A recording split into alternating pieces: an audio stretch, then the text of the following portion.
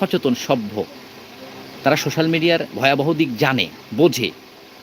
আমাদের দেশে কিন্তু নয়, আমাদের দেশের উল্টো চিত্র। আমাদের দেশে অভিভাবক যারা আছেন, এই অশিক্ষিত অভিভাবক, মূর্খ অভিভাবক, অসচেতন অভিভাবক যারা আছেন আমাদের, তারা এই সোশ্যাল মিডিয়াকেই বরঞ্চ এই তাদের কাছের প্রিয় বাচ্চা, প্রিয় সন্তান, অনেক মেধাবী বাচ্চাদেরকে সোশ্যাল মিডিয়ার কন্টেন্ট হিসেবে ব্যবহার করতেছেন, মানে তাদেরকে ভিউ বাণিজ্য করতেছেন তাদেরকে দিয়ে। এটা খুব ভয়াবহ দিক।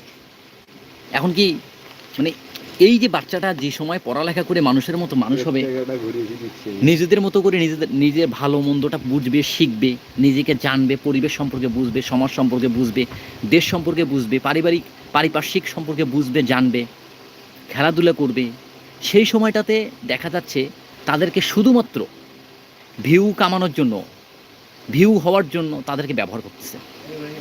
এটা অনেক কাছের মানুষ করতেছেন, অনেক অভিভাবকও তাদের প্রিয় সন্তানদেরকে করতেছেন। তো এটা আসলে খুবই ভয়াবহ দিক, খুবই দুঃখের বিষয় এটা, যে আসলে আমরা শুধুমাত্র নিজের স্বার্থের জন্য, সামান্য কিছু টাকার জন্য এই ছোট ছোট মেধাবী বাচ্চাগুলোকে, ছোট ছোট বাচ্চাগুলোকে বা ছাত্রদেরকে একটা ধ্বংসের দিকে নিয়ে যাচ্ছে তাদের কেরিয়ারটা। এটা আসলে খারাপ না, একেবারেই ভয়াবহ।